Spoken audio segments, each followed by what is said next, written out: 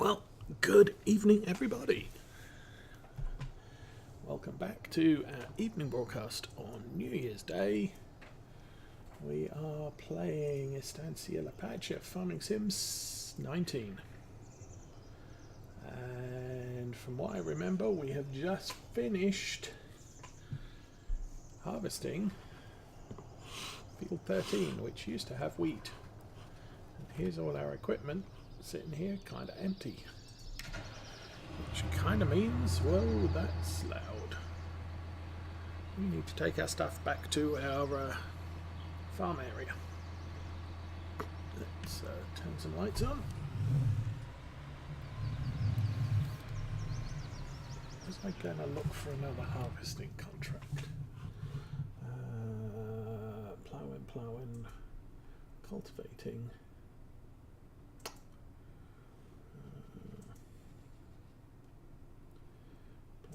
Cultivating, fertilizing, cultivating, harvesting, 19.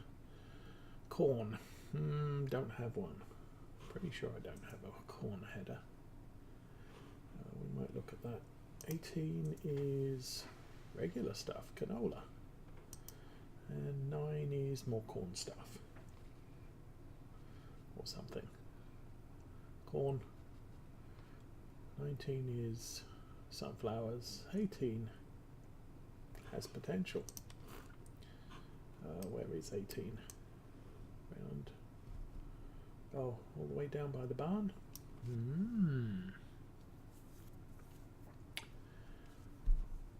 Yeah, why not? We haven't got anything better to do.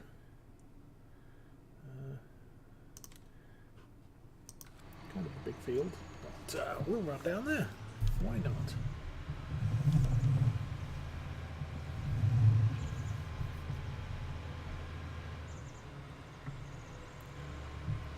6 o'clock in the morning, so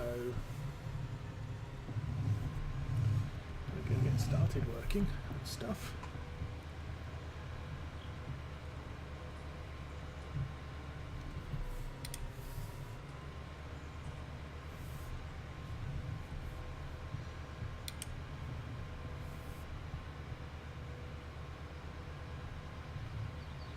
Once again, we upped our trailer to 12,000 litres.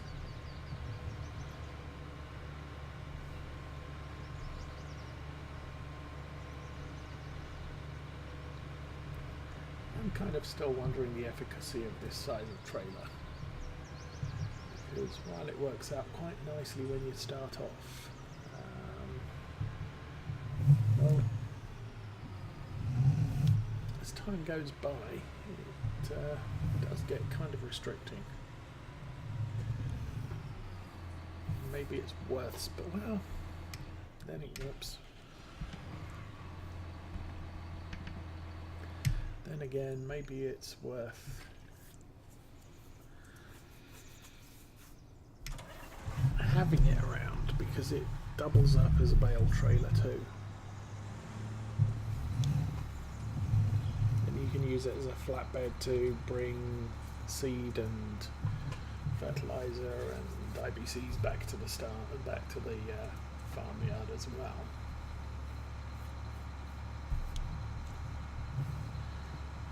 Okay.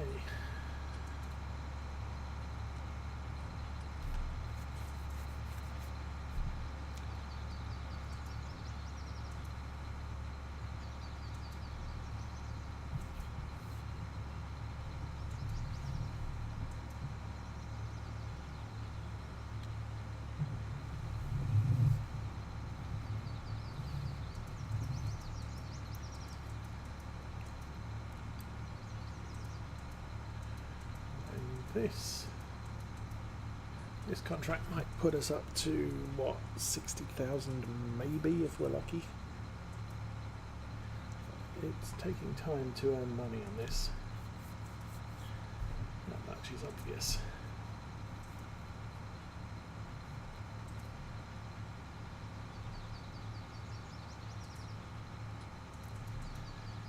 You can kind of see why people are going horses.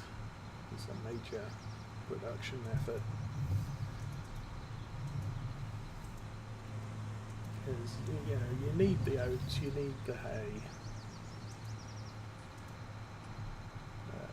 Kind of once you're started, you've got all the necessary equipment. It's 5,000.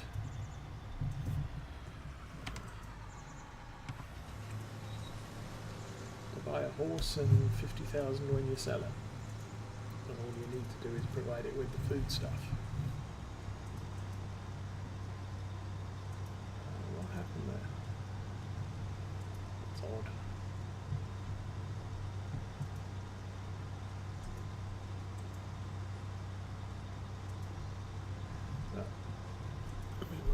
I will speed up time to ×5 for now.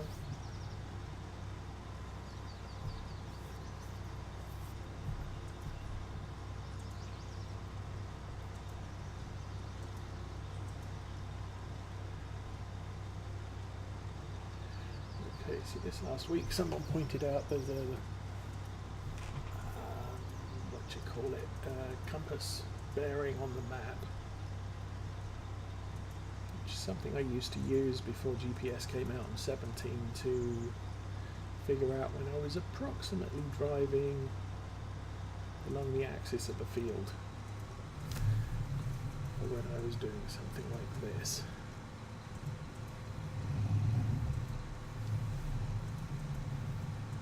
Basically what I want to do is to turn this onto pretty much 0 degrees. That, and just follow a straight line up the field. There we go, and just drive straight.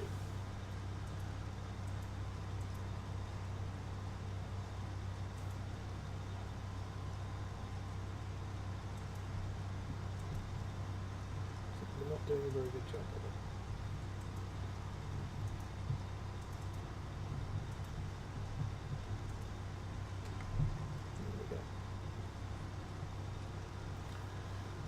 Just drive down the field, and everything that happens should be a straight line. Let's turn the lights up.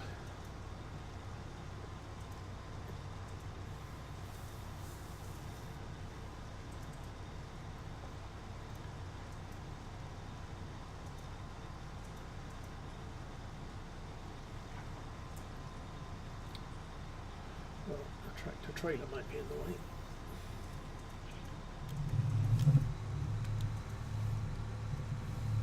Well, maybe not. Okay, I'll try and get the edge of this field somehow.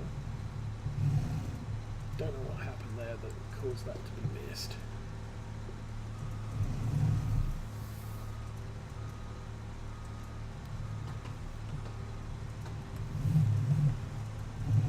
I'll try and go straight down the edge again. It's going to be a while before this harvester fills up.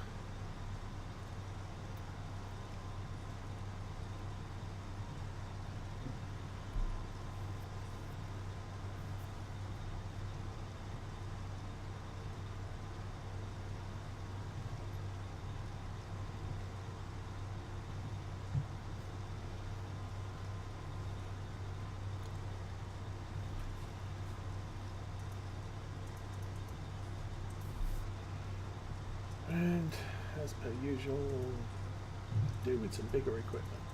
I don't need bigger equipment, I can do it with this. It does mean that the harvesting job's going to take a while before we're done.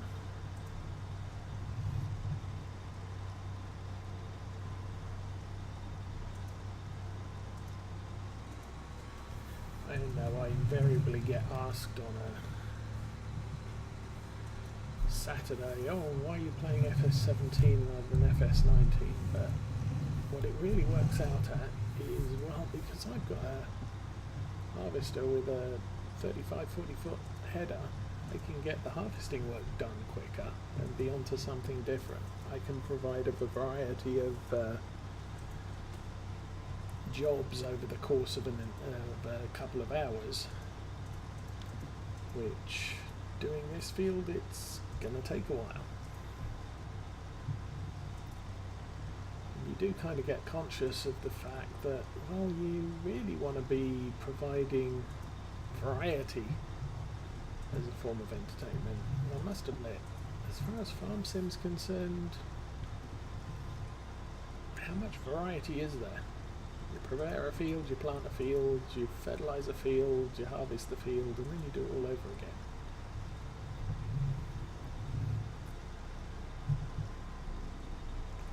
But there's obviously something else to this game that keeps us all playing it. Because otherwise you just get bored. Yeah. You don't play a game if you're doing the same thing over and again, achieving pretty much the same thing. It's kind of like, you know, Elite Dangerous. I used to play that quite a lot. But basically what you're doing, you are loading up your spaceship with stuff. If you're trading, you're buying some stuff, you're flying to another planet, you're selling your stuff. You're just flying around and there's stars and planets and space stations. But when it boils down to it, what else is there to the game?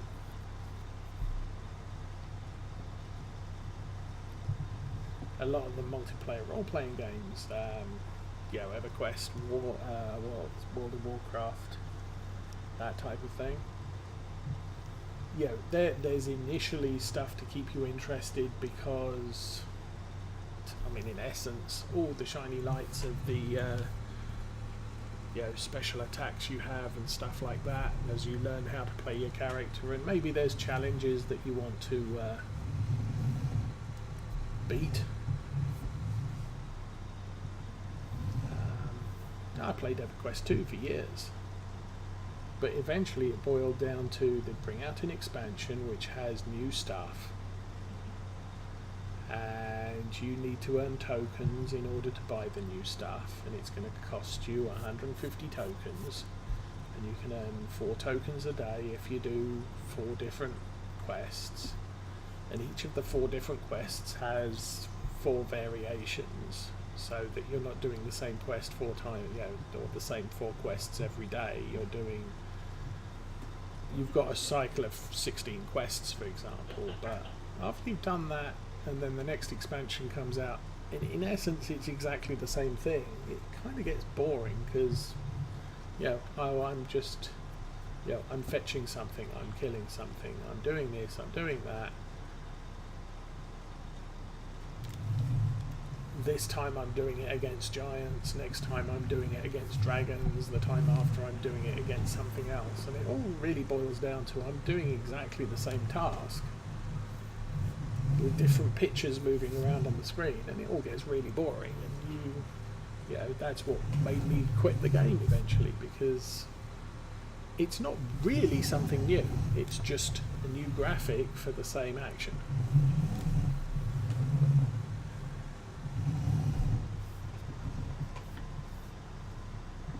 And same with Star Wars Galaxies. Star Wars Galaxies we played from quite early till close down, and that was the reason that was fun was the team we played with. We went out and we did stuff together. I got good at flying X-Wing fighters and could take down a Corellian Corvette solo. So as people were doing their pilot training and trying to qualify as ace pilot, one of the mission they had to achieve was to destroy the Corellian Corvette. So, okay, group up with me, you can be my wingman, follow me and do what I do, and we can take this thing down, no problem. I can take this thing down on my own with my eyes shut and my one hand tied behind my back, but you need to achieve this so that you get your quest completed. And it was fun, but it was fun because of the people, not because of necessarily the game mechanic. And when Sony messed up that game, we all quit. But then the problem was we all went our separate ways, and we never really got back together as a team. And while there is various Star Wars Galaxies emulators out there now. It's not the same game without the same people.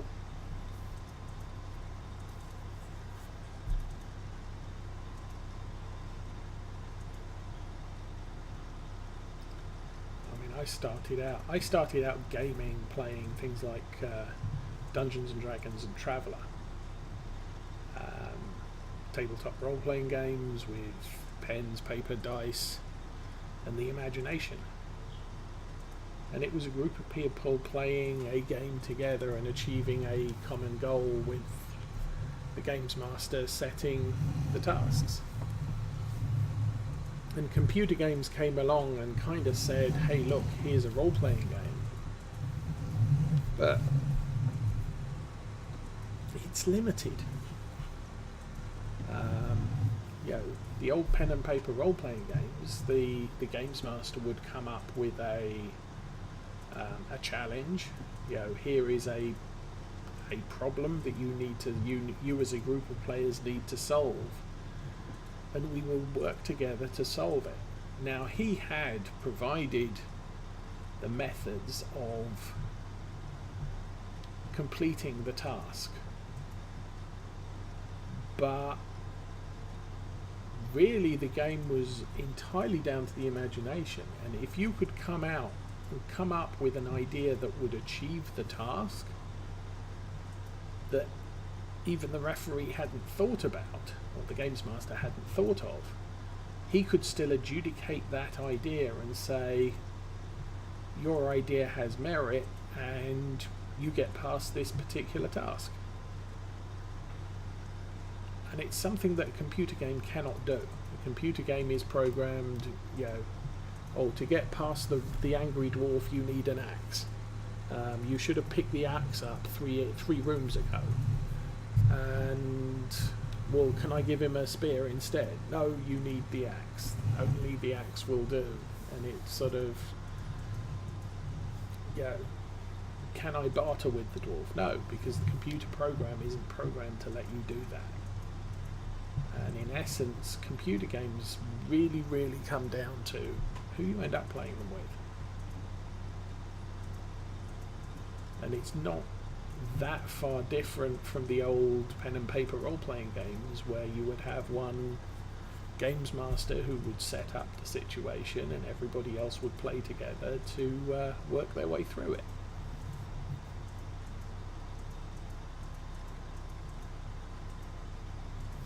And so, multiplayer farm sim, to a lesser extent multiplayer trucking, it's people working together to achieve a common goal.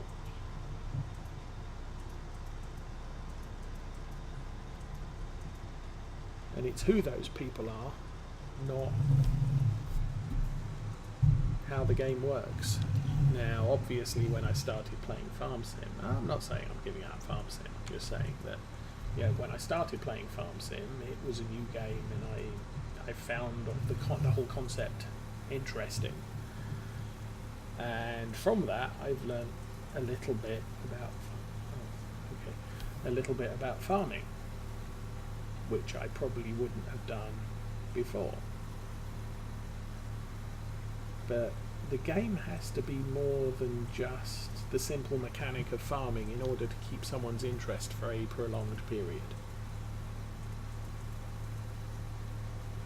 Or it has to provide the ability to play with other people.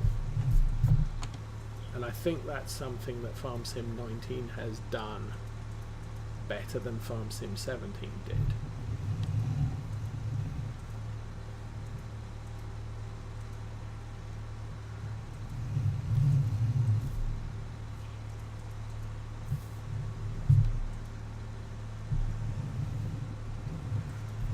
Kind of announce now, this particular farm not going to last for very long, but since most people who are streaming started with Ravenport and Felsbrunn, because at least the streamers I watch started their streaming, or started their gaming with Farm Sim 19 pre-release, and even the ones that came afterwards, they were looking to. I want to get into streaming Farm Sim 19 immediately, and those were the only 2 maps available. Now, for whatever reason, I didn't, and I delayed a couple of days before I started streaming Farm Sim 19. Purely because of the fact that Monday is World of Warships night, and so that particular night I was playing World of Warships, and on the Tuesday, Giants released Estancia Lapacho, and so I figured, well, okay, I'm not going to do Felsbrunn or Ravenport. I'm going to do Estancia Lapacho because nobody else is doing it, or at least wasn't at the time. Now some people have started doing streams and YouTube videos with Estancia Lapacho, but it's not as common as Ravenport and Felsbrunn. But this map doesn't particularly excite me. If anything, it's my learning experience. I'm learning how stuff works in the game now over how it used to work in FS19. But I'm going to move to a different map, and I'm going to find a map I enjoy playing. Much like I enjoy playing Lawfolds on FS17.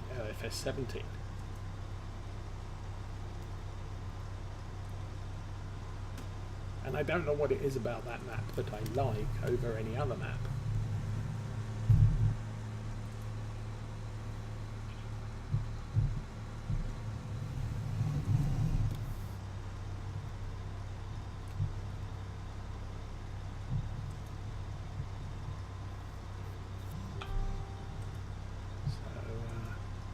There we go. My thoughts for the day. Or some of my thoughts for the day. I'll probably have more thoughts later.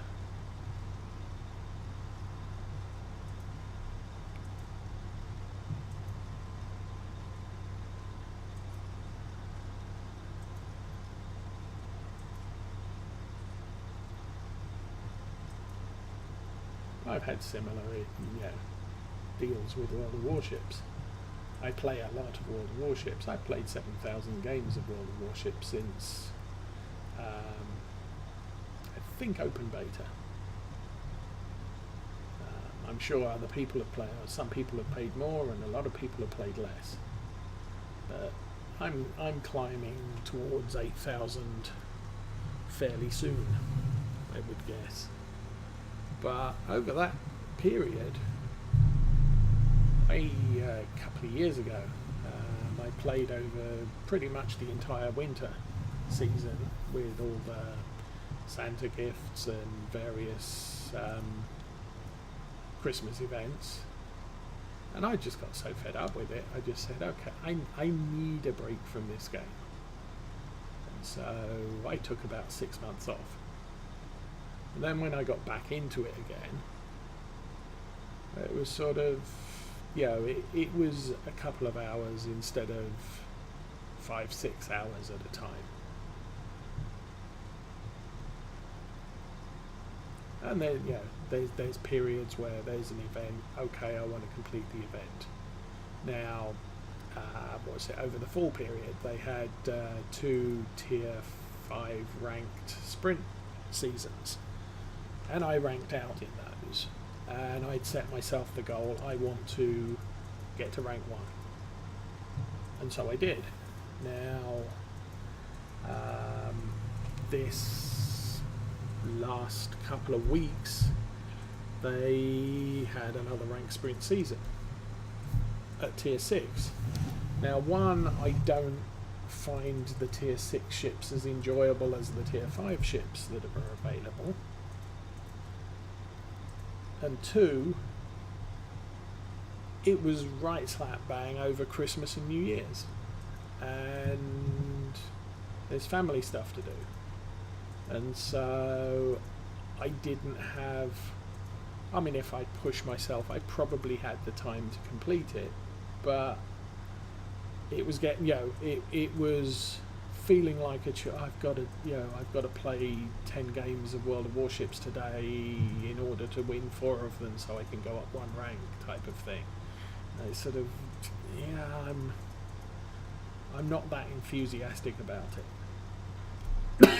And my choice of tier ships, I'm not that enthusiastic about my choice of tier 6 ships. So I didn't rank out this past season. Now, I think there's probably about 2-3 weeks break, and then they're going to have another tier 6 ranked sprint season. And because it's not the middle of the holidays, I may actually try and rank out, just as something to do. My current goal in World of Warships is to eliminate all the snowflakes on my ships, and that's pretty much it. So earn the gold, earn the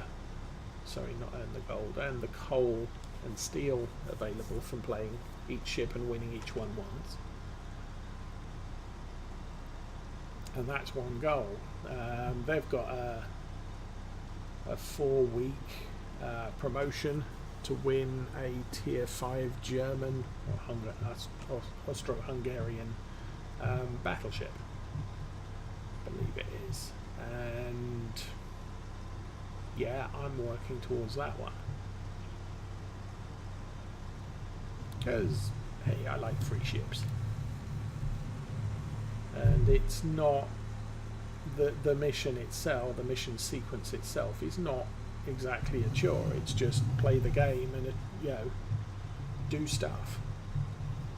Play a destroyer enough times that you earn 50,000 experience. Yeah, I can do that. I don't have to do it in one sitting, and it's not something I have to force out. Heck, play a destroyer, have a reasonably good game, 800 experience, stick a couple of experience boost flags on, you're up to 5,000 experience just for playing the game and having a mediocre result. If your team happens to win, you've just doubled your experience almost. And if you have a really great game, add another 50% to it. So you can knock out, with the right camouflage and flags, 10,000 experience in one battle, if you're so inclined.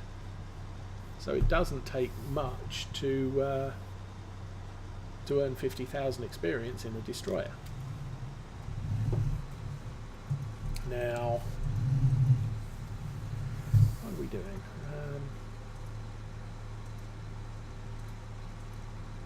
And it's also not something that I'm forcing myself to do. I enjoy playing destroyers. And after playing 5-10 games in destroyers over the course of a week, I've just got 50,000 experience. You've just completed that section of the task. Well, that was nice. I'm literally, what ship shall I play today? Oh, I fancy playing this ship. Okay, fine, I'll play a couple of games in that ship, and I'll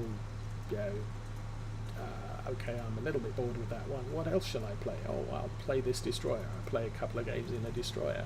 Now how do I feel? I'll play a couple of games in a battleship, and then I'll quit for the night. And then over the course of 3 days, I suddenly complete 3 steps of the event, because I get 50,000 in a destroyer, 50,000 experience in a cruiser, 50,000 experience in a battleship, and before I know it, it's sort of, oh, I've completed 3 stages. That's cool. And then I might look and say, okay, what else do I need to do? Oh, I need to cause fires. Okay, well, I'll play a bunch of games in a variety of light cruisers. So I'll play a bunch of light cruisers, setting fires to things, and you've set 30 fires. You've completed another stage of the quest. Okay, cool. Now what else? Are there any other things I need to do? But I'm not going out of my way. Oh, I need to. It's not like some of the mission steps. You have to be in the top 3 of your team and have scored 7 hits with torpedoes and set 7 fires, and it's just sort of, no, that's a chore. That I've really got to put myself out to achieve that, and I'm not going to do that one.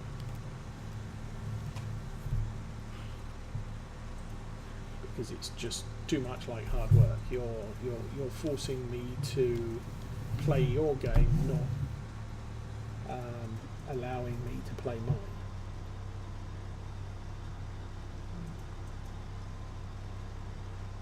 That's close.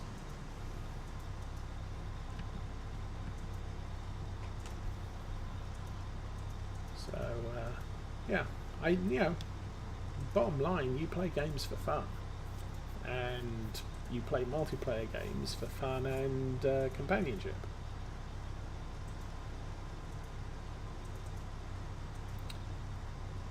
Occasionally you play games as a challenge. I want to achieve this, and you deem it a worthy goal for your using time and putting effort in. But when a game gets frustrating, you're going to just say, I'm here to have fun, I'm not here to be frustrated. I'm done. And yeah, there's a lot of games that used to be on my hard disk that aren't anymore, because frankly I'm done with it. It became a task, it became frustrating. Subnautica, I got that back in February, and on my PC at the time it was a challenge, and eventually it got to the point where it's just sort of, this is a frustrating game because my PC can't do it justice. There's too much lag, the graphics are breaking up. It seems like a fun game, but I'm not having fun playing it because my PC can't run it. And I put the game to one side. I recently picked it up. I got into the beta on Train Sim World, and frankly my PC had no chance at running that game. It would take 10 seconds to refresh a frame in the game, and you can't play a simulator without a reasonable screen refresh. Now I'm not talking 60 frames a second, probably not even 30 frames a second, but the picture needs to be moving. You need to be able to react with what you can see. Take what I'm doing at the moment. I'm trying to drive perfectly straight lines up and down a field with a harvester. Now, if the screen hung and the harvester carried on moving, and then 5 seconds later the screen redrew, and the harvester's halfway through the field off to one side, going in a direction I don't really want it to go in, then I'm going to get frustrated with that. And that's kind of how Train Sim World was for me when I was testing it. Was, stop the train at this point, and so I'd apply the brakes, but then rather than being able to increase braking or reduce braking in order to come to a stop at the point I wanted it to do, I would apply the brakes and then wait 5 seconds, and the screen would redraw, and with that big step of movement I would need to try and work out, have I got enough braking power or insufficient, and alter how much the braking was applied. But it was 50-50 chance I'd either stop really quickly and way before my stopping point, and I would have to then start the engine moving again and reapply the brakes to come to a stop closer to the point I wanted to go to, or I would overshoot, and if it was the end of the line I'd wreck the train off the end of the tracks. It's kind of like trying to putt a golf ball into a hole, and being unable to control whether you hit the ball too hard or too soft. If you hit it too hard, then the ball goes sailing at the hole, bounces out, and keeps rolling. I'm not watching my crop levels, and then you have to walk past the hole, readdress the ball, and hit it back the other way. And if you hit it too hard, you can end up with the ball in exactly where it was two hits ago. So when playing a simulator, you need at least a modicum of screen refresh in order to play it. And as I said, my PC at the time, completely inadequate. This PC, I could probably play Train Sim World and stream it if I'd bought the game. I didn't bother buying the game because I knew the game was way beyond the capabilities of the PC I had at the time. Now it's 10, 11 months later, the game itself is on sale. So, in essence, I've saved money by not being able to buy it immediately. In fact, I've saved even more money because I still haven't bought it. Because I'm not sure I'm really interested in buying it.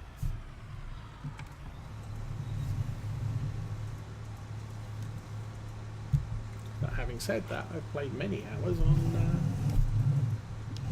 Train Sim 13, 14, 15, 16, 17, 18. It's the sort of game I find enjoyable, so I could assume that I would also find Train Sim World to be enjoyable as well.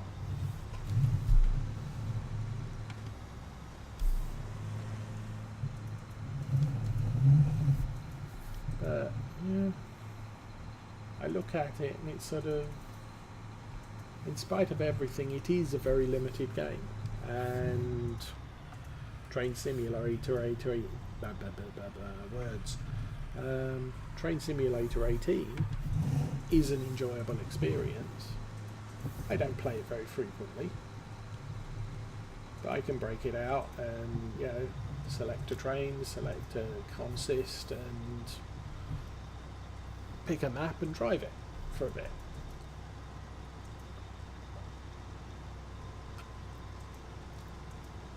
Do I need something as complicated as Train Sim World to get the same experience? Not especially. The graphics are a lot better in Train Sim World. I can stop the train, I can get out, I can walk along the length of the train, I can mess with levers and handles and cranks and what have you. Yeah, that's all nice and well and good, but it's at the bottom line, if a game like that, I'm looking to get into a train and either take some freight from point A to point B, or maybe run a locomotive down a track and pick up freight cars from each of the freight yards along the way, or I'm looking to take some passenger cars down the line and pick up people from each station. I don't need to be able to get out, walk around and do other stuff to have fun with, in essence, what I want to do. It's like one of the guys who is model railway maker. I've been watching him now for about 8 years. He does an update video every month, and he had an incredibly detailed train set, model railway, and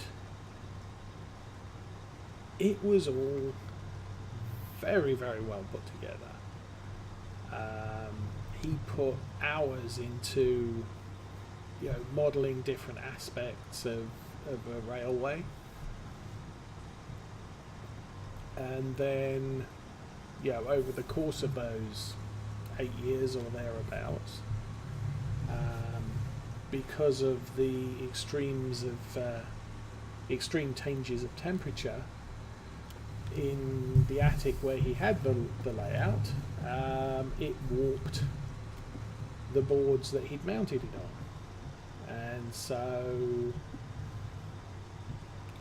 about a year ago he took the decision that basically he had to take the entire thing down and start from scratch, because the trains wouldn't run on it without coming off the tracks and potentially getting damaged, because the tracks were no longer straight or level.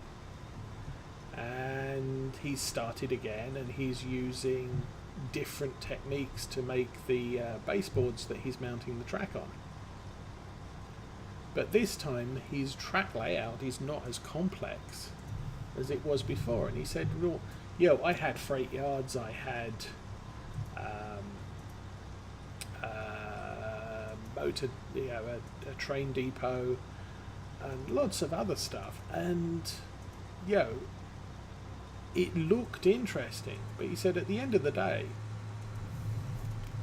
when I ran my trains, all I wanted to do was to have my trains run around the tracks and for me to be able to sit there and watch them go round. He wasn't using the freight yards for anything other than to park rail car, park the rail cars that he wasn't using and the locomotives that he wasn't using. And he said, it's okay to have the stuff sat there that I can look at, but I'm not performing freight operations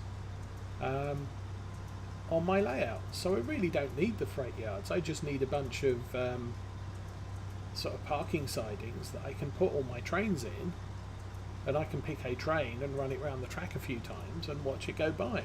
And that's kind of how it boiled. All he really wanted to do was sit and watch the trains drive by in something that looked realistic, in scenery that looked realistic. So that's what he's doing this time round. So it's not as complicated. The whole model is not as complicated as his previous one was, but it makes him happy.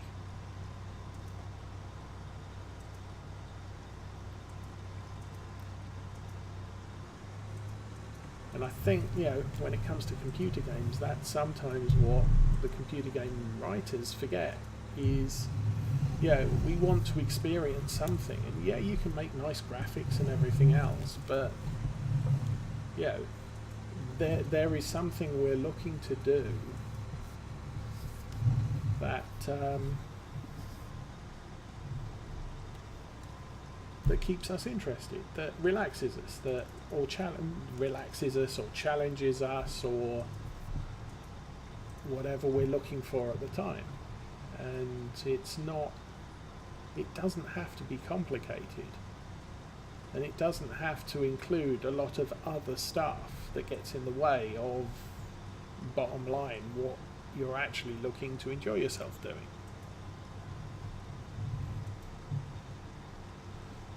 Farm sim allows you to chop down trees, it allows you to grow stuff and harvest stuff, it allows you to look after animals and sell animal byproducts. But you don't have to do all of that. You don't even have to be interested in doing all of that. I could say at the end of the day, I'm not interested in riding horses around an imaginary farm.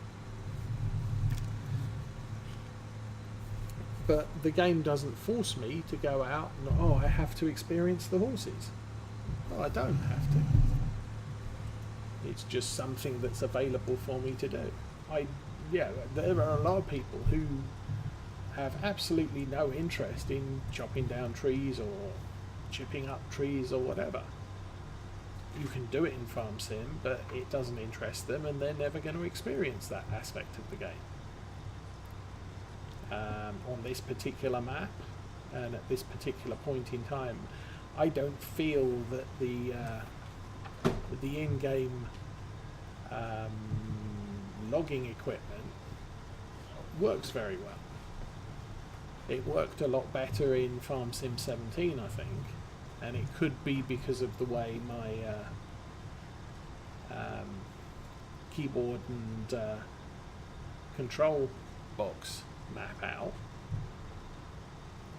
but also some of the mods in Farm Sim 17 made it more enjoyable. I've had a lot of fun chopping down a lot of trees in Lawfolds, Aberdeenshire. I haven't had as much fun chopping down trees in Farm Sim 19. And the only reason I'm chopping down trees at the moment is to make room to, make flat areas of ground that I can then expand my fields into. So I'm not doing logging as a goal of money making on my farm.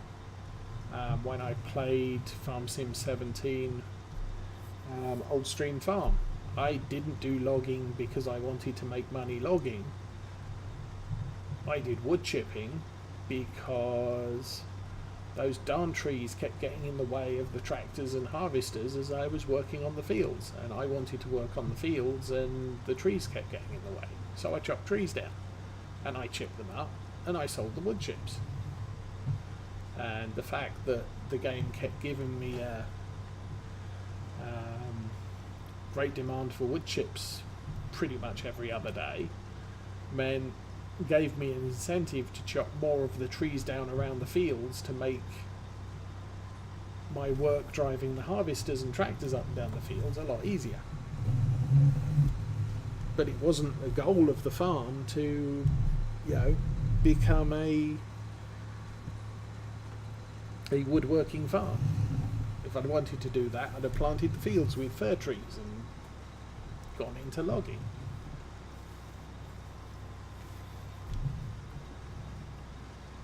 When it comes to crops in Farm Sim, I really have no interest in growing potatoes and harvesting potatoes.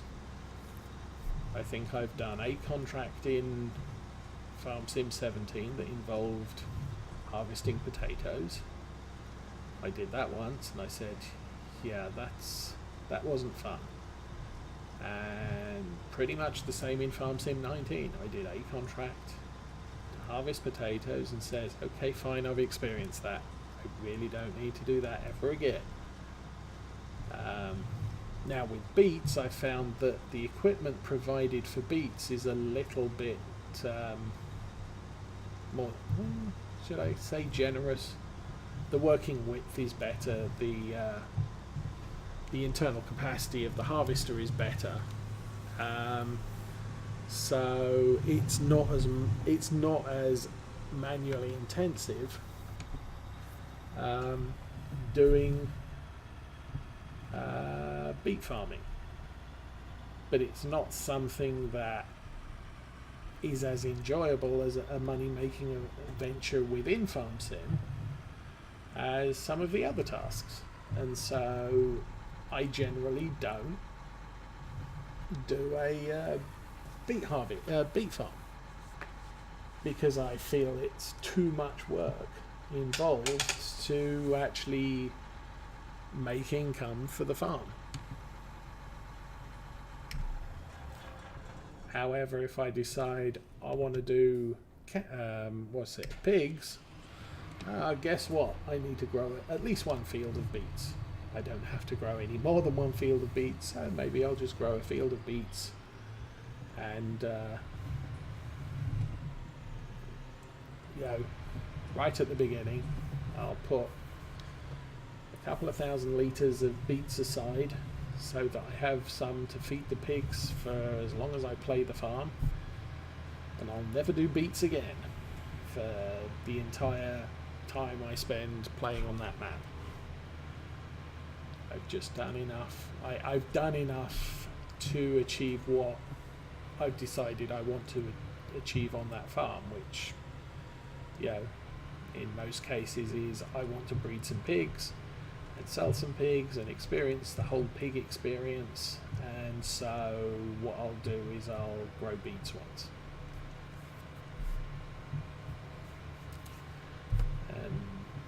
pigs eat everything else, and yeah, I'll grow dozens of fields of barley and corn, and because it's easier.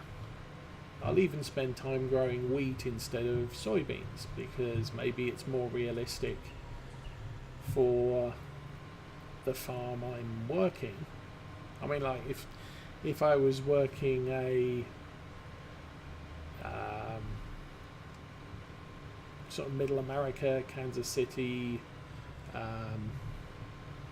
whatever farm, map, I'd probably grow wheat and corn because that's a thing there. I play Lawfolds, Aberdeenshire. I wouldn't say that 70% of my crop is barley, but a significant portion of my crop is barley because barley is a highly produced crop in Scotland because they produce whiskey, and it's one of the components. So they grow a lot of barley, and so on Lawfolds, Aberdeenshire, I grow a lot of barley. It doesn't sell for quite as much money as wheat. It's not as quick to harvest as soybeans. You've got to harvest the barley and you've got to harvest or collect the straw afterwards in order to maximise your income from it. But I don't mind that.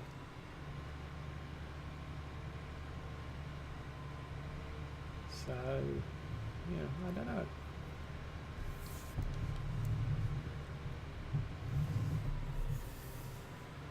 And on Lawfolds, while I didn't spend tons of money on professional logging equipment like the Scorpion King and what have you,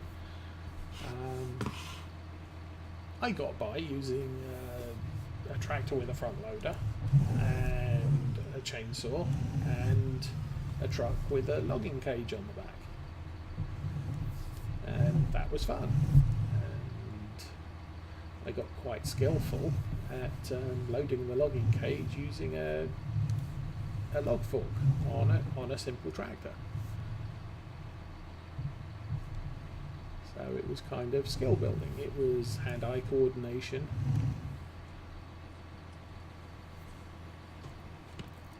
And it's something that A, interested me in the time, and B, filled the periods between planting crops and harvesting crops and not having any money because I'm playing with seasons. And that's not complaint, it was just a decision I made. This is the challenge I'm going to set myself when playing on this farm.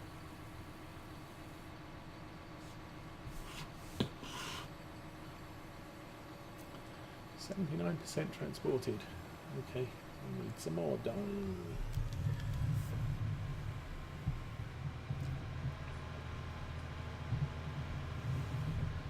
And I think that that's part of the trick with Farm Sim is to make each farm experience different. And one of the ways I do it is, I'll pick Black Sheep Modding are working on Old Stream Farm again, and they're going to re-release it for Farm Sim 19 sometime in the new year. No idea when. What's that thing?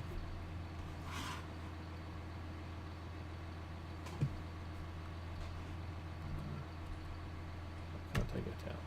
Oops, there we go. Oh, I'm going to block all the cars in. Football.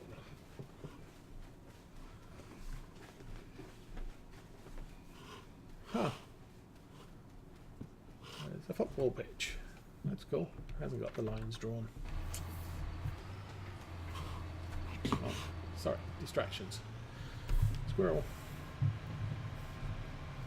But I'll look up, approximately where is Old Stream Farm supposed to be based, and then I'll Google that location in the world. What's the typical crop they grow? What's the typical animal they grow? And maybe make the farm a little bit more authentic. by sticking to traditional stuff there. I also may say, okay, well, I'll try and be a little bit more authentic with the equipment I'm using. This farm, probably not so much. I don't know how common Valtra tractors are in South America, or what else have we got? We got Deutzfahr.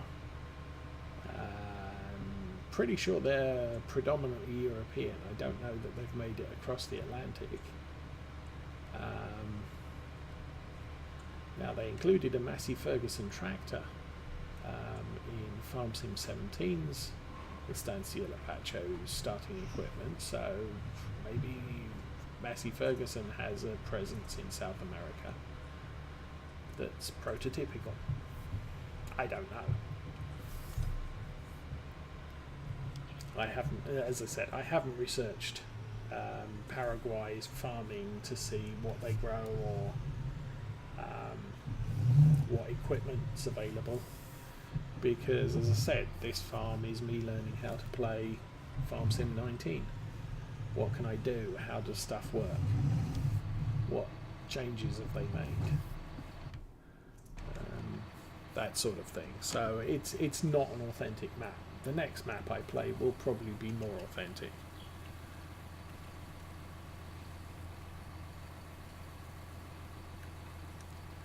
And that's kind of how I keep the game different for each map I play. If I'm playing a UK map, I'm going to grow UK style crops. I'm going to use UK based equipment. What do I want to do? Pull that in and then close up the top. There we go. Keep doing that. Okay. Swing around this way.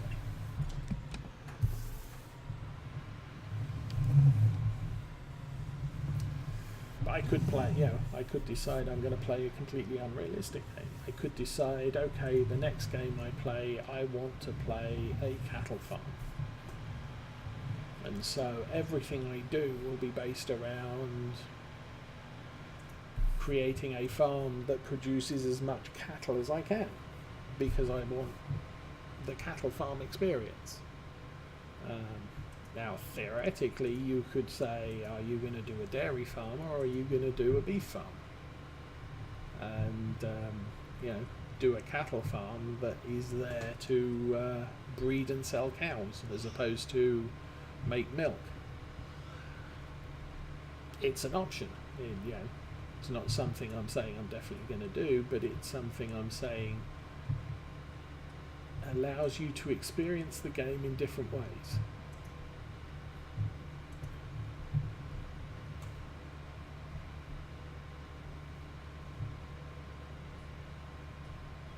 I think one of the reasons why Train Sim World doesn't interest me so much is because the number of maps are limited, the number of locomotives on each map is limited, and there isn't a modding community for the game at the moment. And I'm not sure if there will ever be a modding community for that game. Whereas Train Sim, what is now Train Sim 18, or is it 19 now? I don't know. I haven't kept up with the numbers, but all of the maps that have, all of the DLC that has been created since the game was first created is still available for that game. If I want to drive a steam locomotive in the UK, I can. If I want to drive an American steam locomotive on an American line, I can. If I want to drive an Amtrak train from New York to I don't know where, I can, because I need the map, I need an Amtrak train, and I can do that. And so there's so many more options. I like driving steam trains, but sometimes I might decide, I don't want to drive a steam train today. Actually, I feel like driving an electric train to Scotland. And so I'll pick a Scottish, a Scottish map and an electric train, and I'll drive it there.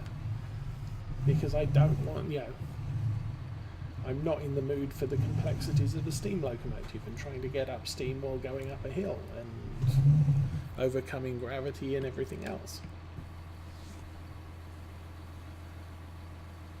So one game that provides variety. Elite Dangerous provides some variety in that, I can kit out a ship for trading and I can go and trade for a few hours, buy commodities, fly somewhere and sell them. Or I can go out into the depths of the universe and explore and find planets and land on them and just experience the wonderment of sitting in an all-terrain vehicle on a planet looking up at the stars. Or whatever. You can experience all those things. The problem with Elite Dangerous is it takes time to get anywhere. It's not like Farm Sim where I want to play on a European map. I'll just load up a European map, select some equipment, and play on a European map. Okay, I'm bored playing a European map. I want to play on a South American map. I can do it immediately. Elite Dangerous, if I'm exploring out in the depths of the universe exploring, and I decide, hey, I want to do some trading now. Well, I can't do it right now because I've got to fly my spaceship back to civilization and find a planet that's producing food, and then fill the cargo holds up with food, and fly to a planet that's industrial and doesn't grow its own food, and sell the food there. Now, in an industrial world, I want to buy farm machinery and take it back to that planet that produces food. But it can take me a week to fly from where I currently am back to civilization so that I can do what I feel like playing the game to do today. And that's kind of a letdown for that game. I wanted,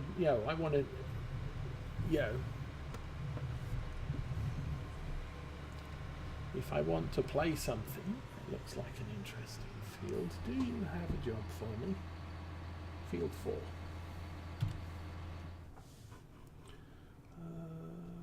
6,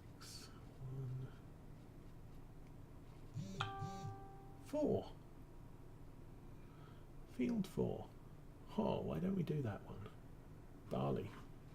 Speaking of barley. Why didn't you accept? My farm already has an active... What? Did I not finish? Oh, I didn't complete the contract. Ding. Right. Okay, field 4. Can I do field 4 now? There we go. But yeah, it's... In some ways, the flexibility of a game is being able to do, what the game offers, and being able to do it now, not having to waste a few hours relocating my stuff to a point where I can then do what I want to do now.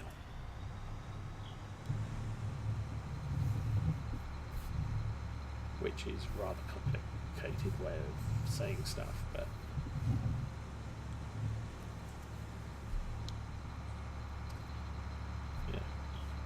I want to harvest field 4. I've got to move my harvester at 14 miles an hour over there. But it's not going to take me, 5 hours to do that. I can just drive over there now. European truck sim, it's going to take me 5 hours to get from Warsaw to Paris, potentially. And I want to drive around fast. I want to see Paris. I want to see this. I want to do that. And it's sort of, it's going to take you 5 hours to get there. Well, I don't have the time to do it now. So I'll go and play a different game that will allow me to experience something that I want to experience right now.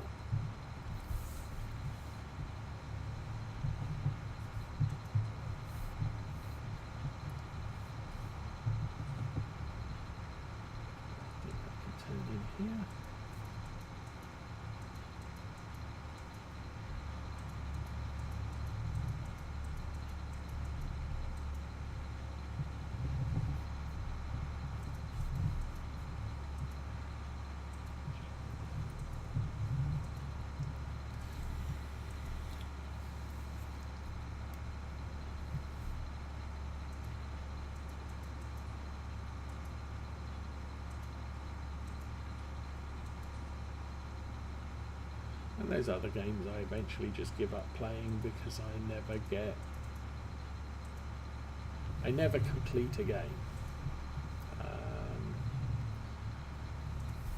If things like Civilization and SimCity, it's kind of, if I can't complete the game in one sitting, I will probably never complete that gaming session because I just kind of forget where I'm at.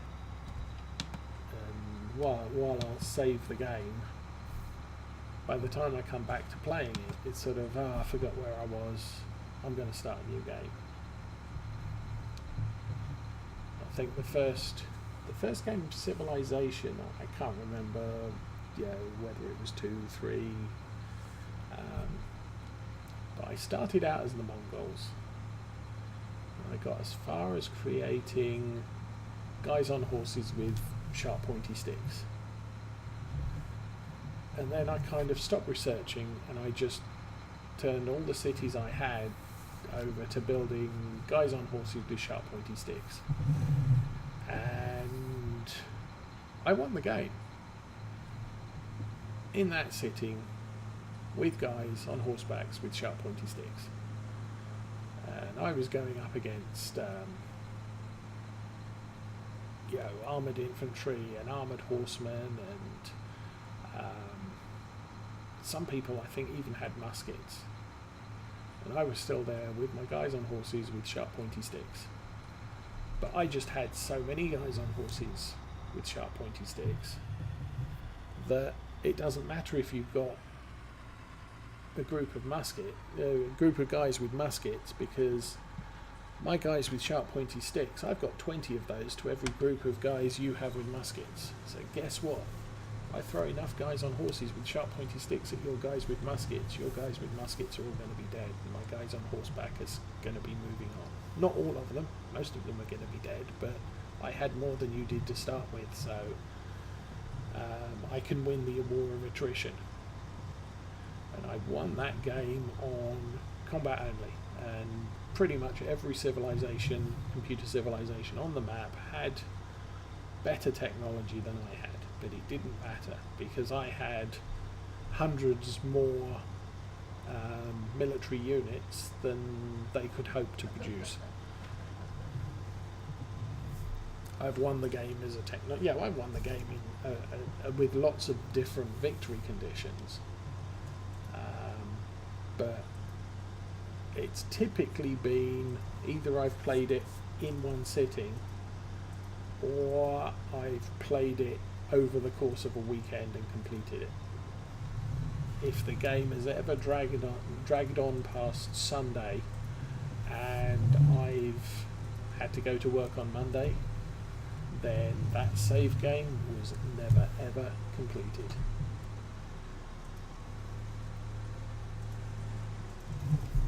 Because it's, I don't keep notes on the games. Either I come up with, okay, this is where I'm at, and this is what I'm doing, and if I forget, okay, I'm just throwing this game away and starting over a new one.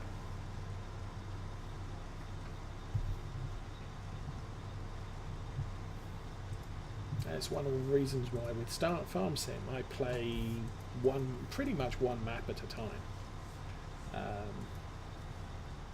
It's kind of rare at the moment because I'm playing, obviously this is my main stream map. I do have a game on Ravenport which I started as New Farmer, and I'll play that one when I'm watching a TV show or watching someone else's stream or YouTube videos. I haven't played that since just before Christmas, so I don't know where I am on that map, and it's probably going to end up being retired with not much more in gameplay. Lawfolds, I have a goal. As I've said frequently, I want to complete the cattle and pig breeding achievements for Farm Sim 17, which I still haven't done after 2 years. So Lawfolds is going to keep running from that. but I play that once a week, and I play it religiously once a week. Every Saturday morning I'm playing Law Folds for a few hours. But even so, I start the game up, the first thing I have to do is remind myself, okay, where am I at, what am I doing, and I sort of, in a way, leave myself cryptic notes as to what I plan to do next session by leaving a tractor in a field. So as I'm tabbing through all my equipment, I end up, oh, why is the Massey Ferguson in field 27? Oh, it has a sprayer on the back of it. I must be in the middle of fertilising. Okay, let's check the field fertilisation levels for every single field. Oh yeah, field 27 has just finished being fertilised. So obviously I've either completed the fertilisation task or I've just done it on 27 and I'm in the middle of it and I need to keep going on the fields that haven't been fertilised yet. Or maybe I just need to put the fertiliser away because I didn't have enough time to do it. But it's it's kind of an in-game cryptic note of, you know, this thing is out of place. So what you know, it makes me try and think, what was I doing with this, or what was I planning to do with this? If my plan is to sell some animals, what I might do is get the truck out, put the frame on the back for the animal transporter, and then I'll put it next to the game load point. So as the game starts, the first thing I see when the game loads in is there's a truck with an animal transporter on the back. Why is that there? And so I will then try and think back, okay, last week, what was the last thing I decided to do? Oh, I decided to sell a few sheep because I think I've got too many. Okay, well, let's drive the truck over to the sheep farm and load it up with sheep and go and sell them. And it gets the session started. Currently, the last few weeks in Law Folds has been the first mowing session of the season. So I have a whole bunch of tractors that are currently hitched up to mowers and windrowers and tedders or wrappers and balers. And so when I'm trabbing through my equipment, it's sort of, oh yes, all this equipment's out and right next to a grass field. And the grass field hasn't been cut yet. I must be in the process of setting about mowing this field. So there we go. That's the start of the session. If I've got nothing better to do, maybe I'll get one of the trucks loaded with a logging frame and a tractor with a front loader and the logging forks. And I'll stick them next to a bunch of trees, and when I load in, it'll be a case of, oh, why are these? Oh yeah, that's right, I was planning to chop down some trees. Okay, well, first things first, I need to make sure that all the animals are not starving and all the fields are fertilised or whatever, and I'll step through my general startup steps, just, you know, check the status of the fields, check the status of the animals. Okay, well, everything seems to be where it needs to be, so let's get on with chopping down some trees, because that's obviously what I plan to do from having this equipment not put away in the place it's supposed to be put. With this game today, when I loaded in, I tabbed through the equipment. This harvester and the tractor and the tipper trailer were not put away in their shed.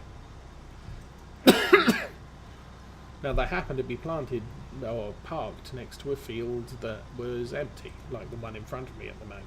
So it's sort of, yeah, I step in and I'm in the tractor and I'm looking at this empty field and I'm saying, obviously I just finished doing this and that's not my field, so I must be contracting with my harvester and my tractor. Maybe I should carry on doing that.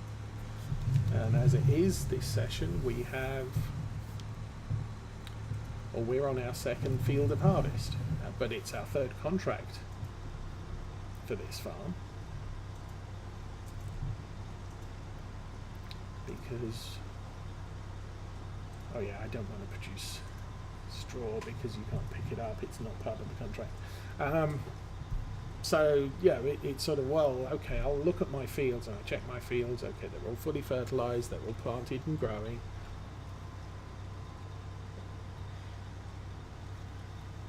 So I figured, well, might as well continue harvesting. Now, once I've done this field, I don't know that there's any other fields I can harvest. As we saw, there was a sunflower harvest and a corn harvest.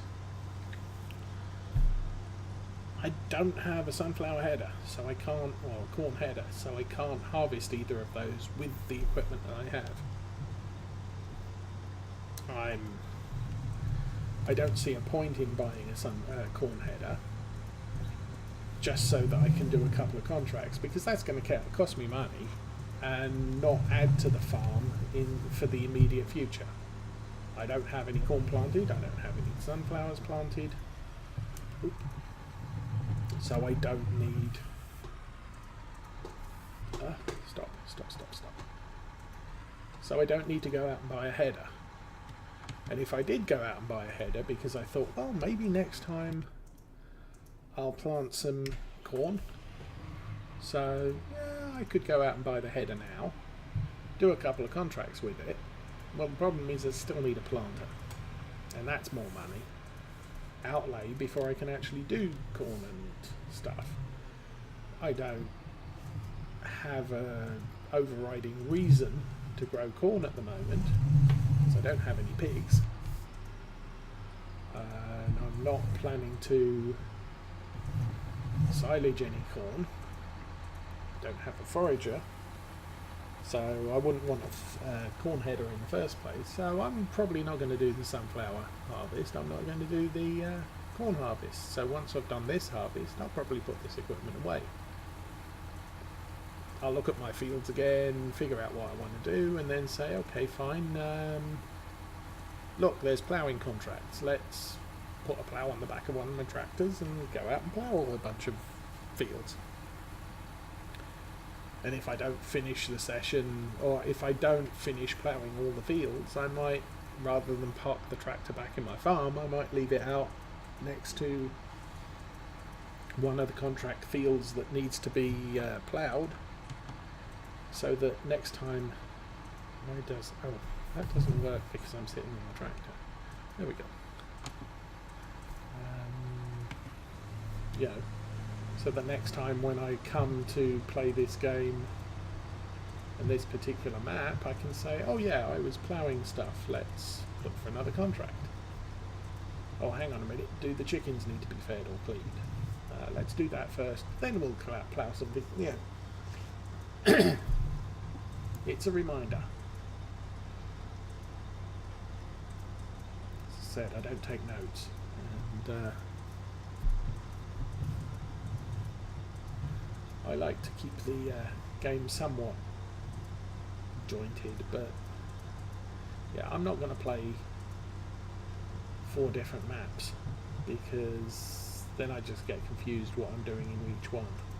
Even with cryptic notes, I would get confused as to what I'm doing with each one.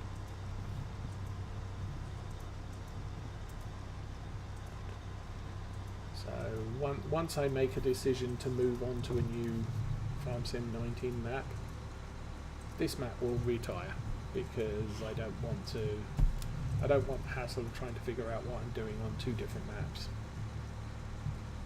Especially if not what I'm doing is too similar between the 2 maps.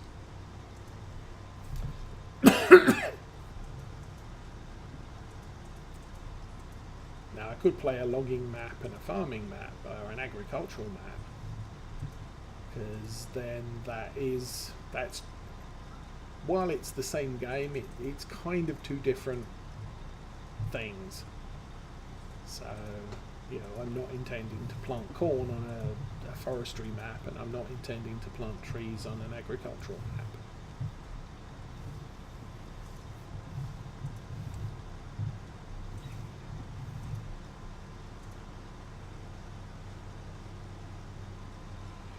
how are we doing? Wow. 9:45 already. I'm going to have to move that tractor. Dude.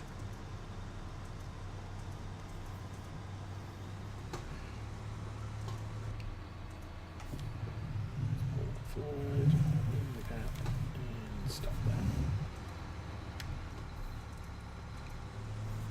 So now we can swing this round. Yay.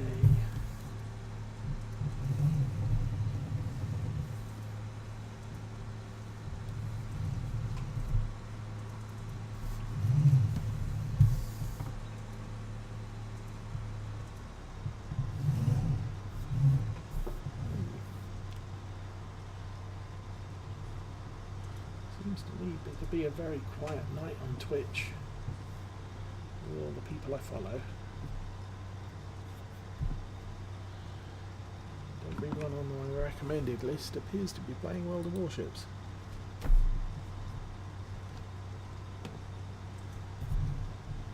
I've heard a couple of... well, I've heard of one of them.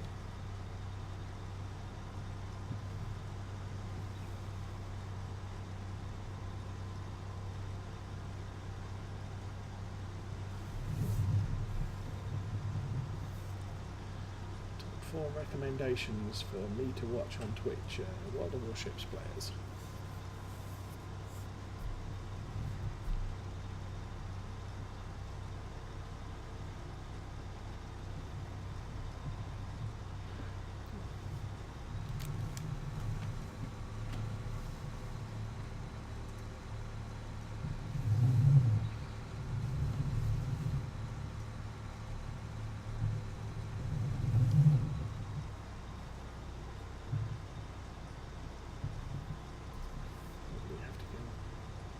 This thing when I'm done too. Wrong mouse.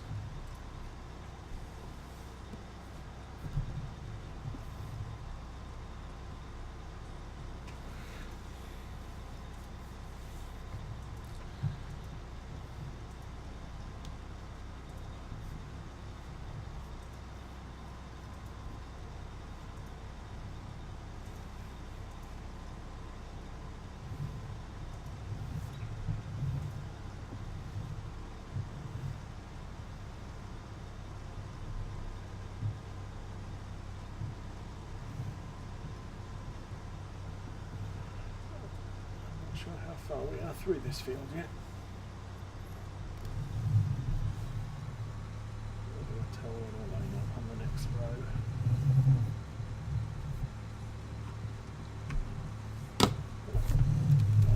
Too far.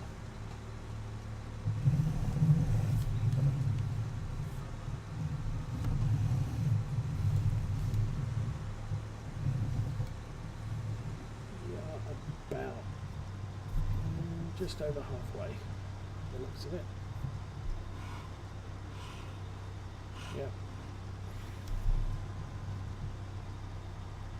Maybe even on the halfway line.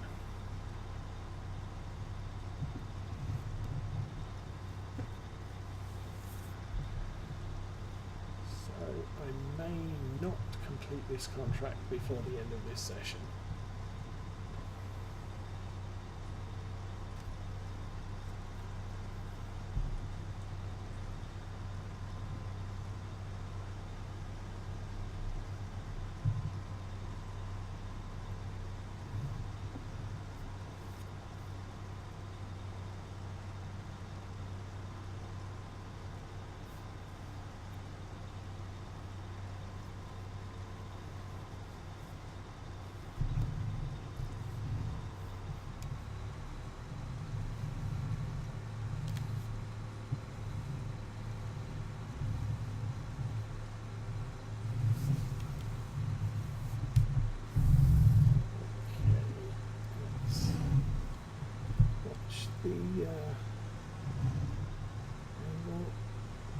Heading until we're about 0 and then 359. There we go, and drive a straight line.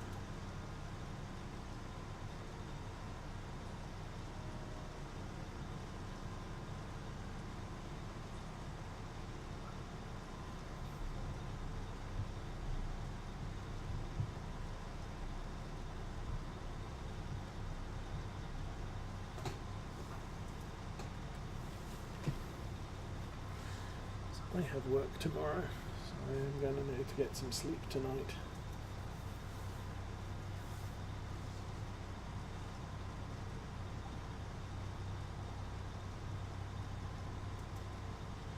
So I can't run too late today. What is my usual hours on this? Tuesday is from 9 till around 11.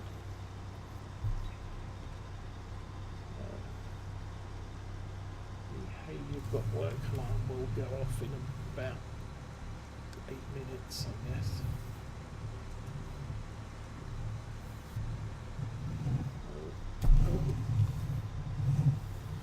Just a bit.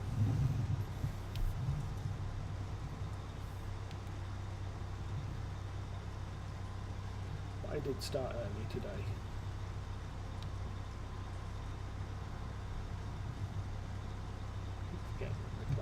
Top left of the screen, top right of the screen. 21:52. Seems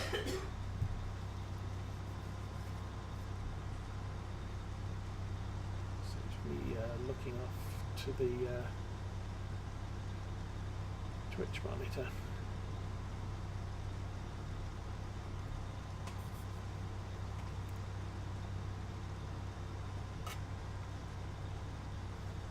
Well, we're about full.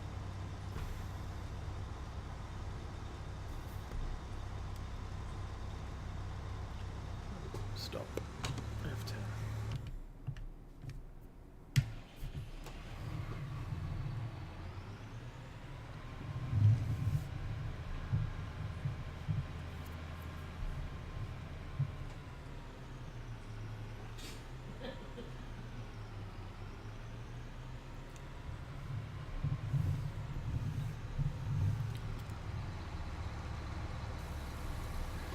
Until there's a new map available for this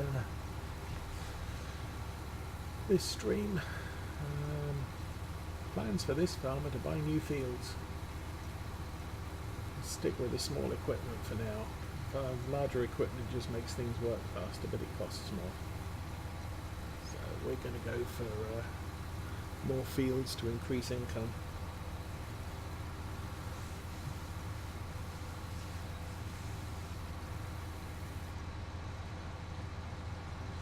Well, that's full. Where are we going? Field 4. Take the product to the bakery. I believe that's where we were for the last lot.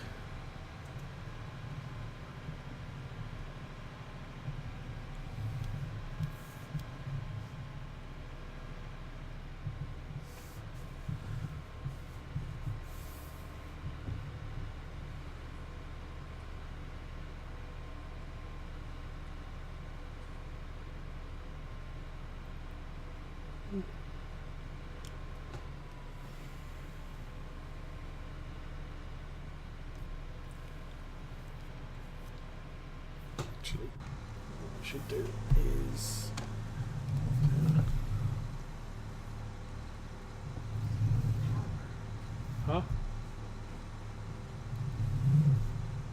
should go up here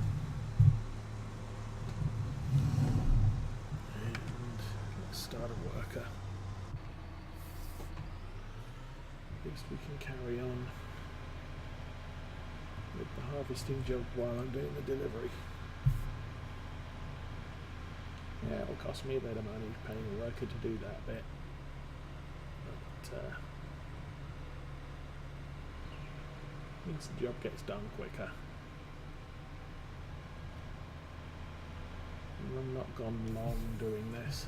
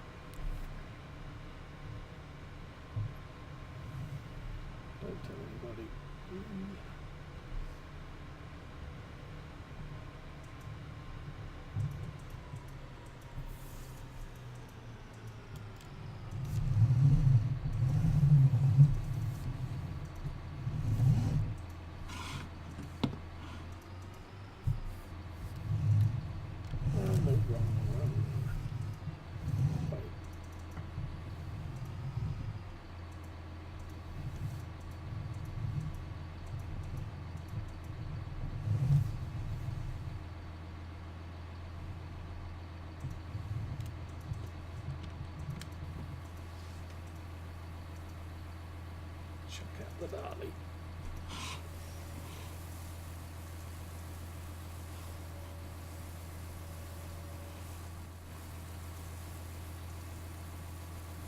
It's not full tip, it's just the lower 2 panels.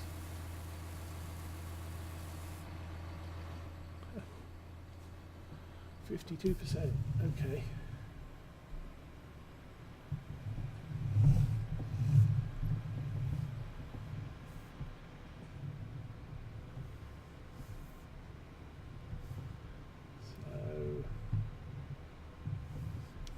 Over halfway as far as the trailer is concerned.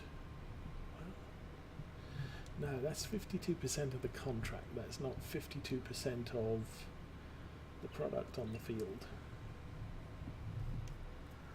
Because the contract never calls for 100% of the field to be harvested.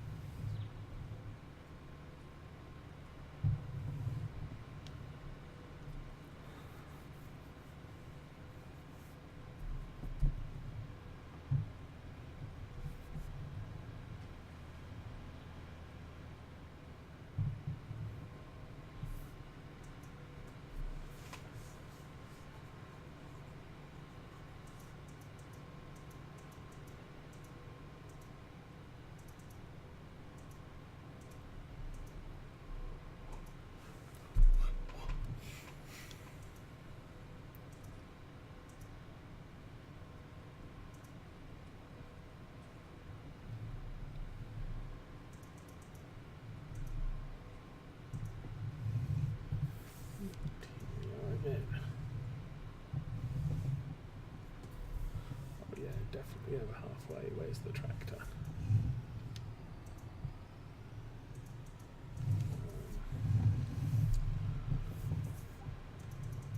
Is this the right side for the auger? Yes, it is.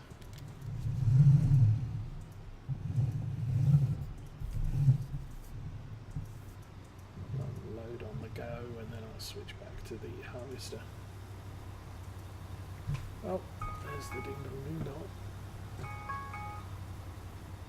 Hush. Go back.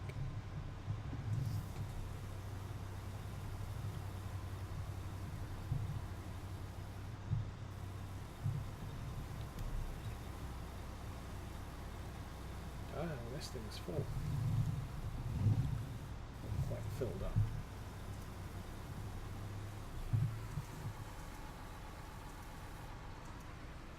Oh, you're done. Okay. That's good. Run over here, park it here. And we'll let that turn round and then take over.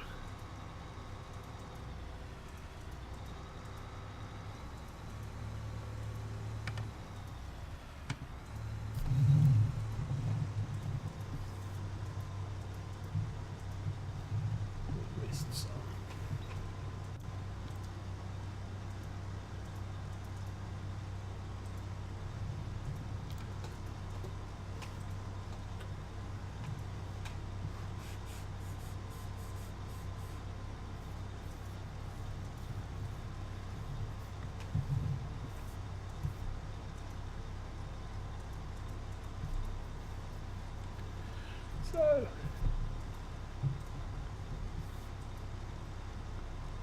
outstanding question will be, can we completely unload the harvester into the trailer once we're done with the harvest?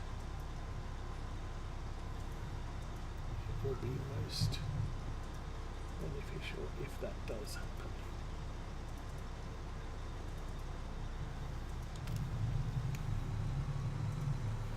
Because then it's only one more trip to the store. I don't have any storage on the farm with which to empty any excess into.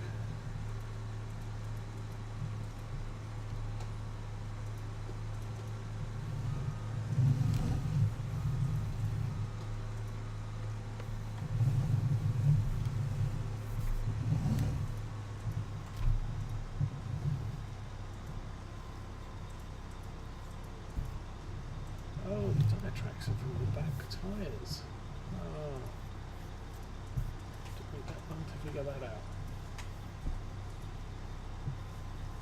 Maybe it did from the... No, those look like front wheel tyre tracks.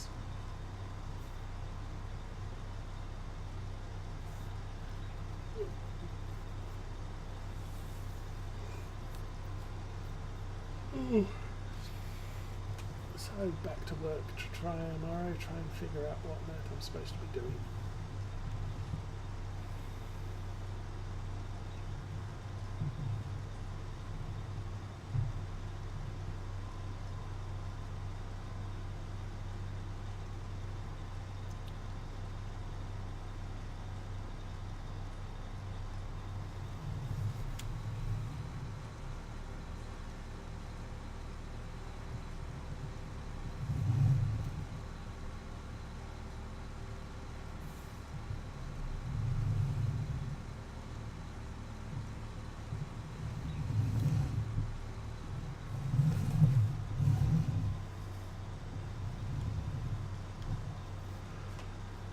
You've caught it all.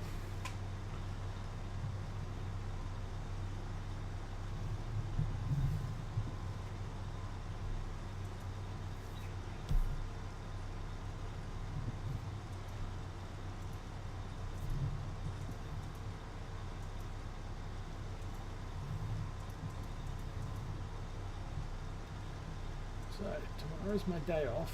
I will not be streaming tomorrow.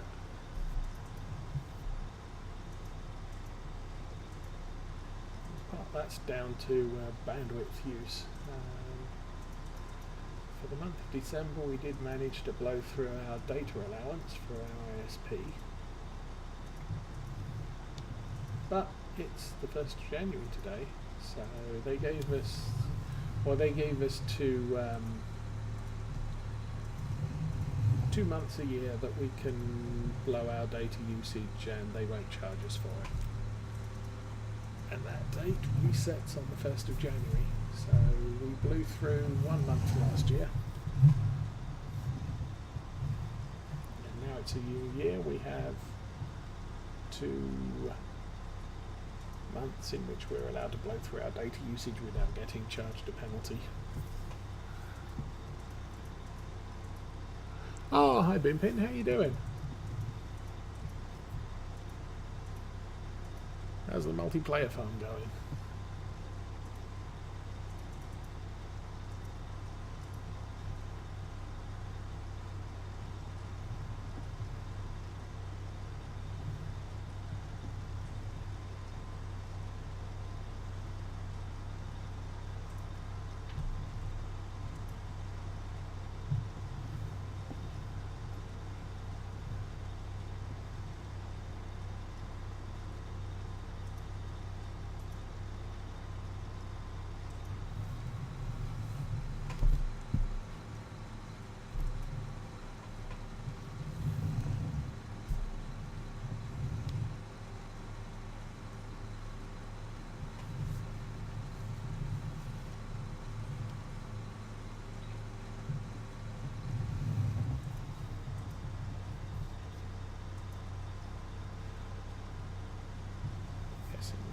Been a hit and run, right? Dropped in to say hi.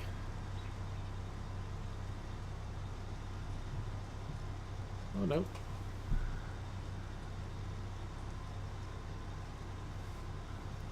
Oh, nice. So, well, that's a little bit less money than we had when I was playing last. I think we kept bouncing up to 90,000 and then spending some, and then getting back up to 90,000 and spending some more.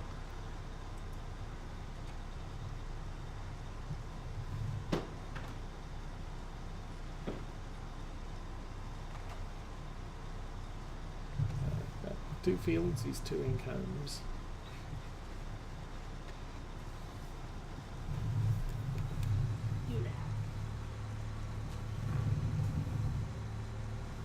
I need to make substantially more on this farm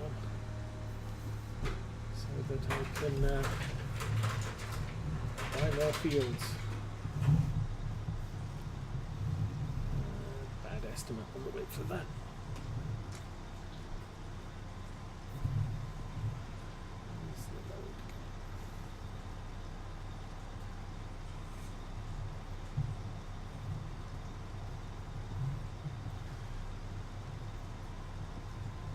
So yes, tomorrow's my day off. Streaming, that is.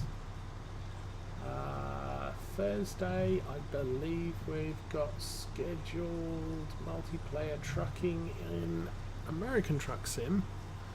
So we'll be starting out in Portland and going places from there, pretty much south, since Portland's about as far north as you can go. I'm not sure we're going to try and do a 3-hour run down to Arizona again like we did last time. And then Friday will be multiplayer Ravenport on Arthur's farm. And Saturday, I'm not sure. We're due to have the foster kids over that weekend again. I don't know what the timing will be. If they come on Friday night, then I may not be able to make the multiplayer stream, although I try not to miss that. Saturday morning is Lawfolds, but that might be a challenge if the kids are here, so I may or may not do that. And then Sunday again is my day off.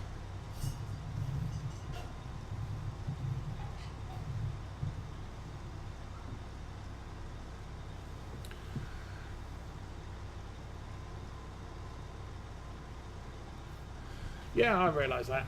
It's, oh God, I didn't make the end. Okay, where's my tractor? Yeah, I kind of played multiplayer over the weekend because obviously it's holiday and I have spare time on my hands, and I wasn't doing anything. Well, no, actually it was Sunday, wasn't it? Sunday morning. So since I was suffering from gastric conditions, I wasn't going to church, so I watched church whilst playing on the multiplayer, and then hung around for the afternoon. Now that's not always possible. Obviously this weekend, if we've got the kids in town, I will be going to church on Sunday morning because I'm feeling better, and we'll be dealing with the kids, so I won't be able to come over to the farm on Sunday.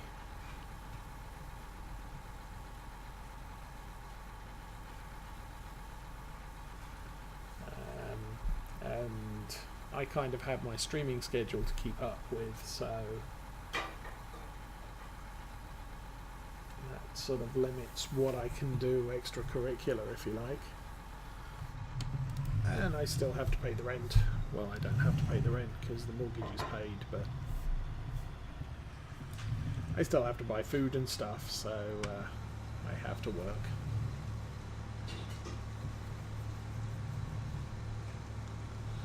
But I'll probably stick my head round the door once in a while, I guess.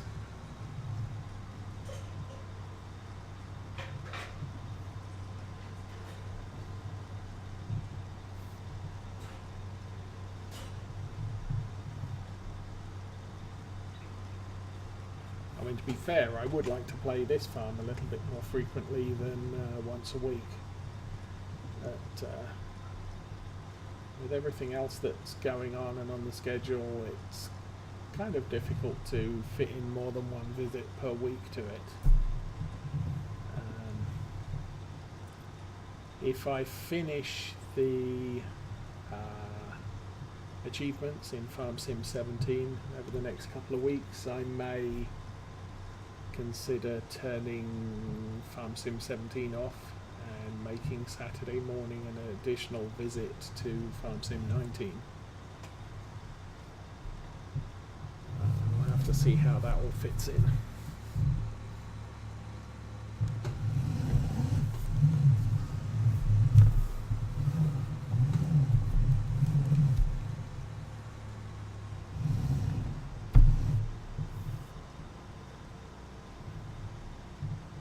Or maybe I'll do something crazy like stream from the multiplayer farm.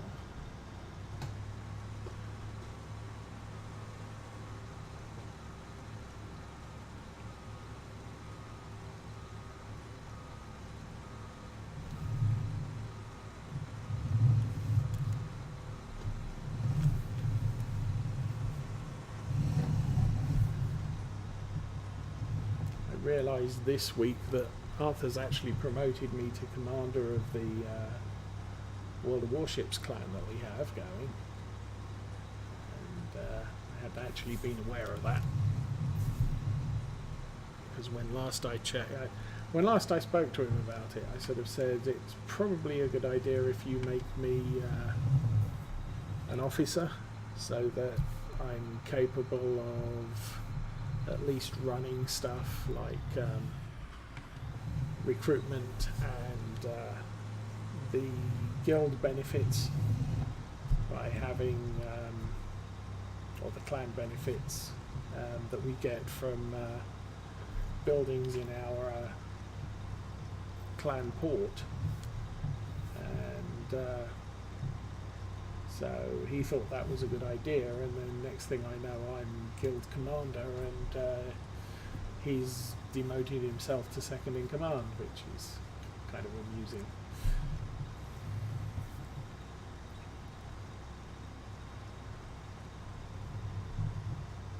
So I have more responsibility.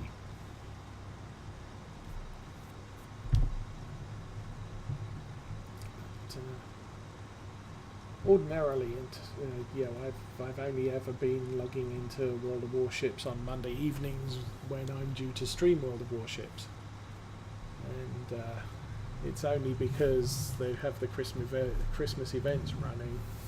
They got one running at the moment. Sort of get a prize if you log in daily 10 times over the course of 14 days.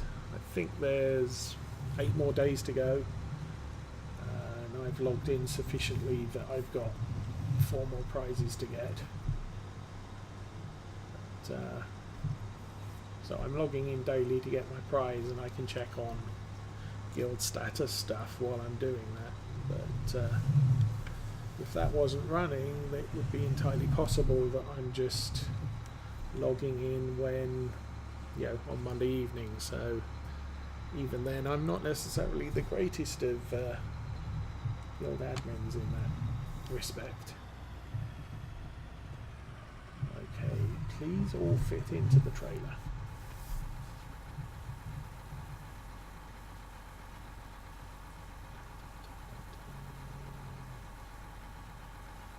Oh, you have got to be joking. Really? Okay. Do chickens eat barley? I don't think they do. Chickens eat barley. Okay, we'll take the 73 back to the farm. That's fine.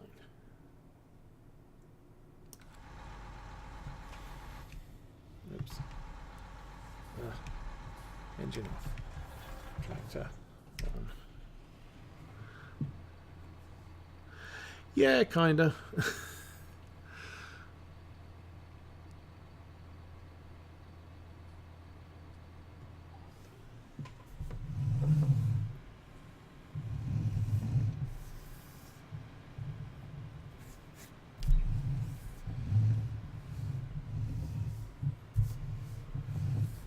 Over the course of the last couple of days, I've actually been playing and streaming more ETS and ATS.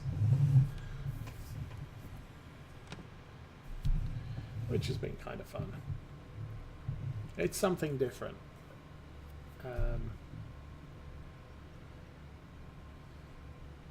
I'm kind of torn with the streams about, if I'm scheduling this stream for Tuesdays and FS17 for Saturdays, I don't want to stream outside of those time slots, because if someone's interested in and following the story, so to speak, if I stream on, I feel like streaming on Sunday morning, and I stream law folds, and you're not expecting that to happen, then it's sort of, you miss a couple of hours of the ongoing story, and I don't know how people would feel about that. So I try to stream something else on my unscheduled stream times. I don't feel World of Warships is quite as story driven as, say, Farm Sim is. I'm not going to do anything in the next 2-hour session on this farm that hasn't already been set up by what I'm doing today and has already been done in previous episodes.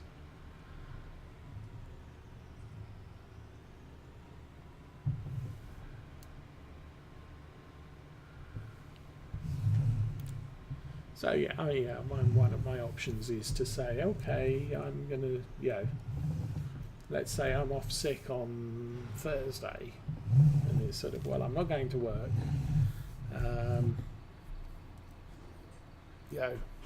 I feel like streaming because I'm recovered enough to at least stream. Maybe I do say, okay, I'll go and stream the after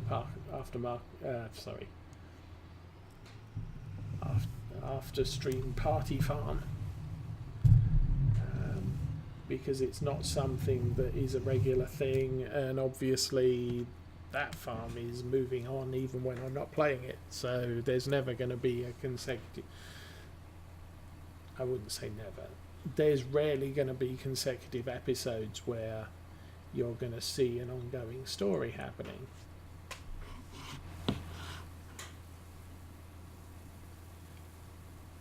Because other things are going to happen while I'm not there. There we go.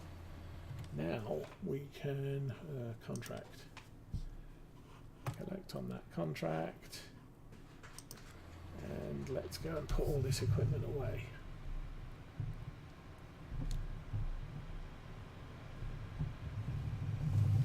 Whoa. I'm driving offset. It's really crazy. There we go. That's easier.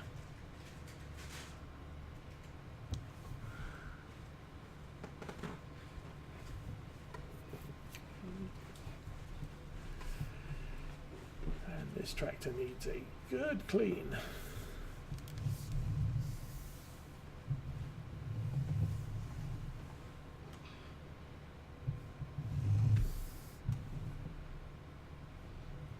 Great demand at harbour. What are we great demanding? Do I have any? Is it going to be grown by the time I sell it?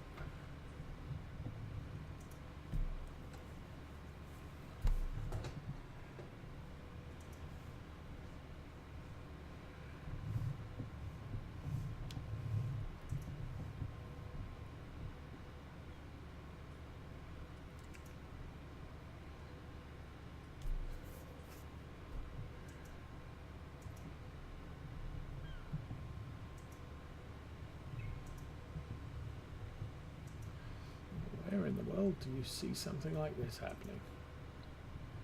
Crazy tractor driving down the middle of the road because all the cars are driving too slow.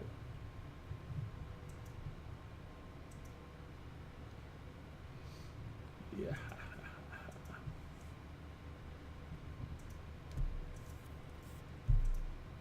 And we're over 60,000. Yay! And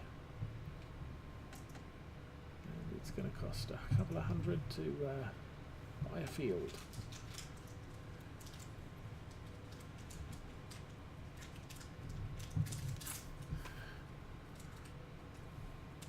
Okay, yeah. Take care. You're trucking Thursday, I guess? Or just watching?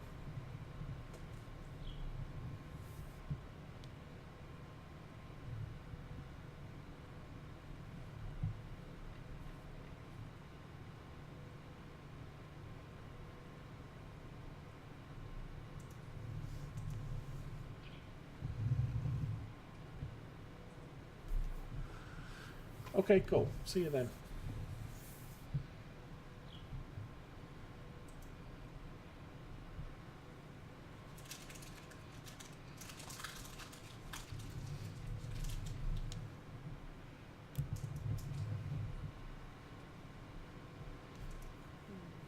So run us straight up to the farm.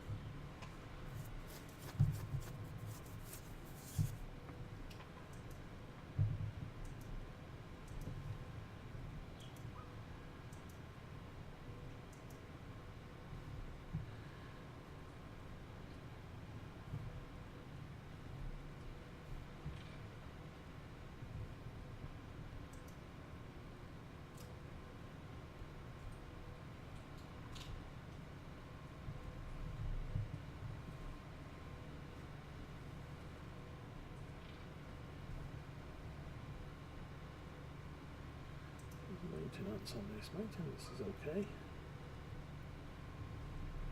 Should track the trailer. This has been used quite a lot. Okay, equipment is that one there. Equipment status. That's a front weight. That's the header for the harvest. We should probably fix that.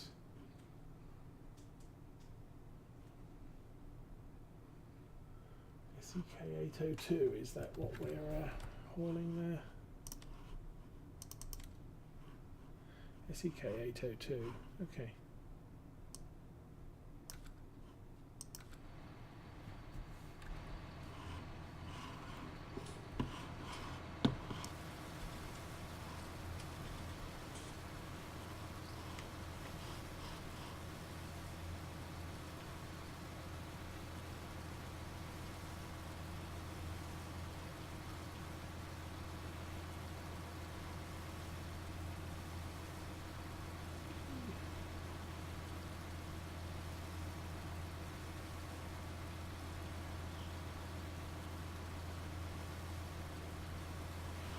Clean tractor, clean forks, clean the trailer.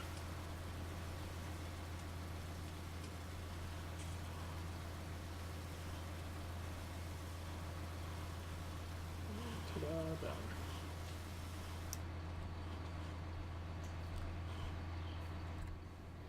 Okay, I'm going to put the trailer on the side opposite the shed, and I'll put the tractor in the shed. Actually, I'm not going to put the tractor in the shed. We'll put the trailer there. I will go and pick up the... oh, hang on. Field status. Looks like that one's ready to harvest. That one is ready to harvest. That one's growing. Everything's done. So, no, I am not going to get the plough. I'm going to drop the time down. I'll reconnect this to the trailer again because we have our own field to harvest. Who knew?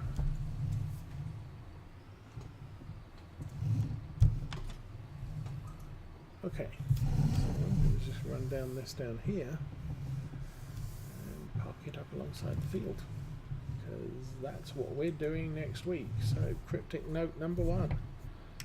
Why is this tractor got a trailer attached and parked next to a field full of stuff? This is done. It has 73 litres of bits in the back. Field is entirely harvest. We did collect on the contract, did we not? Yes, we did. So, let's run this back to the farm. We will fix the header. We'll feed the chickens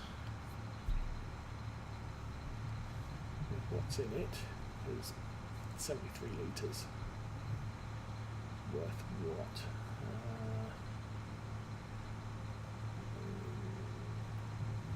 Maybe 8 credits, $8, whatever. Nothing big in the grand scheme of things. So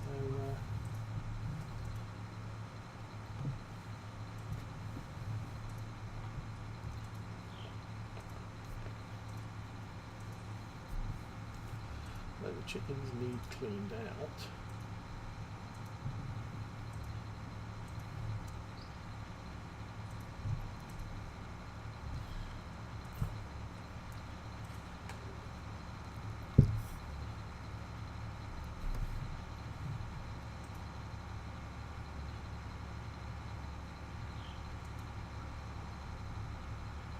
Harvester doesn't need fixed, but the header does, or at least kind of does.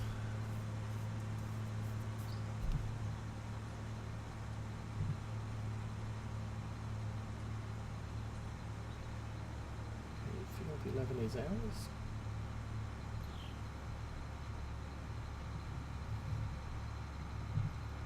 What will we do next?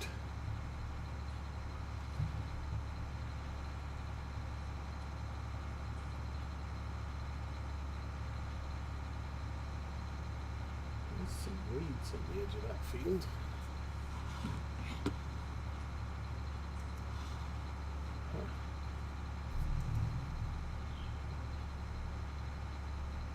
The rest of the field looks empty, so I think as far as weeds go, that is not a significant amount to fill up a weeder and spray the field.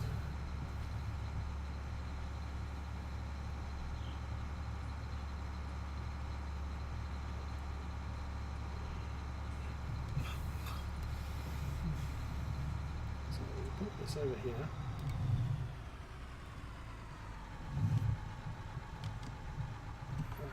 Open the thing. Whoosh. There you go. 73 litres of barley fed to the chickens.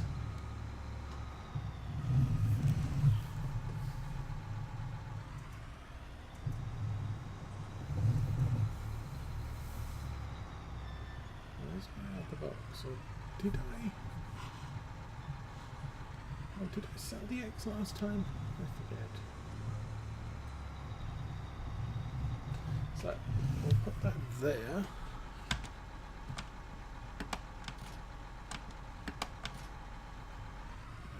We can close the lid. We will get out. We will. Okay, I'll do that. I'll spray this.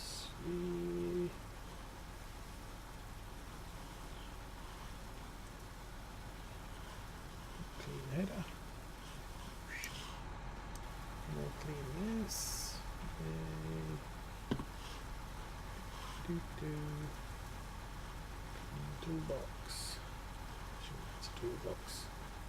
Clean the windows. Okay, they're done.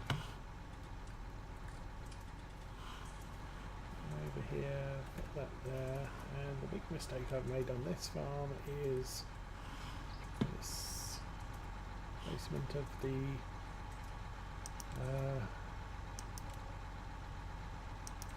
sprayer is way too close to this tag here. So we pull forward and come on, let's go. There we go. And we drive down to the end here, and again we set this up ready to harvest. So cryptic note number 2, why is a harvester sat at the end of the field of a good looking crop? Because it's time to harvest it.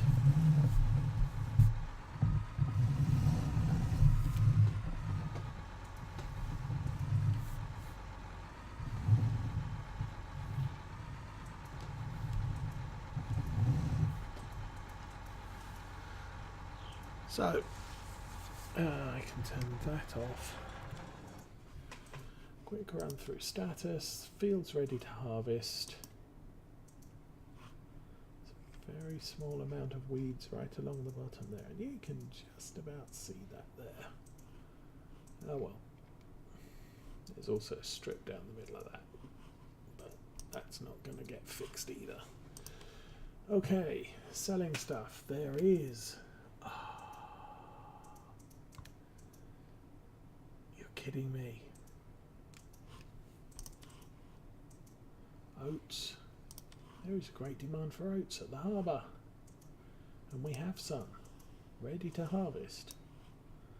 Just don't know how long that great demand's going to be. It's interesting. Okay, so we still have a wait to do. The Valtteri is getting down to needing repair. What the heck's that? Is that the sprayer possibly? And there, yeah. Pretty much everything's over 60% except the weight. So no big deal there. We still have debt of 150.